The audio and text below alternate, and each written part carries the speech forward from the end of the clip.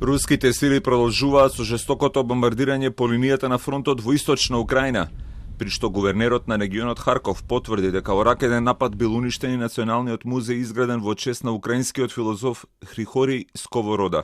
Украинците сепак успеале навреме да ги отстранат експонатите од запалениот објект.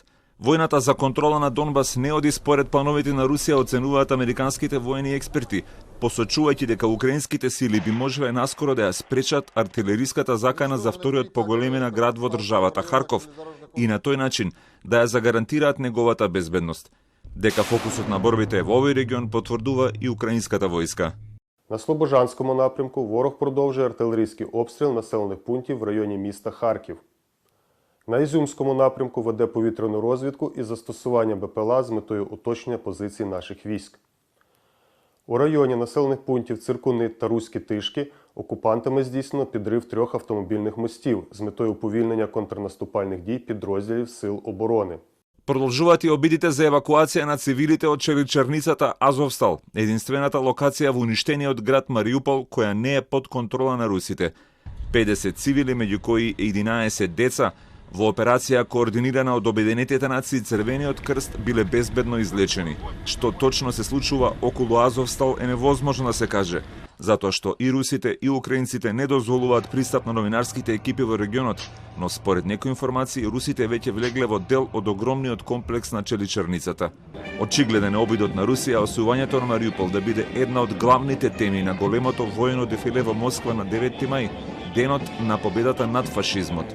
На Црвениот плоштад денеска се одржа и генералната проба на војната парада, во која учествуваа повеќе од 11.000 војници, 130 различни делови војна техника и 77 борбени авиони, како и дел од војниот арсенал од минатото од Втората светска војна. Украина сака поинаку да го одбележи 9 мај, при што председателот Зеленски испрати покана до председателот и премиерот на Германија, Франк Валтер Штајнмајер и Олаф Шолц да го посетат Киев на овој ден. He can make this very powerful political step to come here on the 9th of May to Kiev. I am not explaining the significance. I think you are cultured enough to understand why.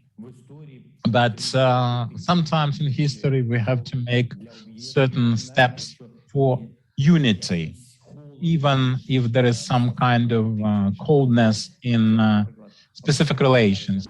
Германија е дел од Западната алијанса која ја поддржува Украина, но се уште високо рангиран официјален представник не ја посетил државата. Минатите недели Шолц размени и остри зборови со украинските власти заради нивното одбивање да го поканат председателот Штајнмајер во Киев, кој е обвинуван дека бил премногу близок со Путин додека ја вршел функцијата министер за надворешни работи. Во меѓувреме Италија наредила заплена на јахта вредна $700 милиони, која во моментов се поправа во пристаниште во Тоскана, а за која се шпекулира дека е поврзана со рускиот лидер Владимир Путин. Италијанскиот министер за финансии само потврди дека бродот Шехерезада има силни врски со истакнати елементи на руската влада. Како дел од европските санкции, досега повеќе супер јахти на руските олигарси беа запленети.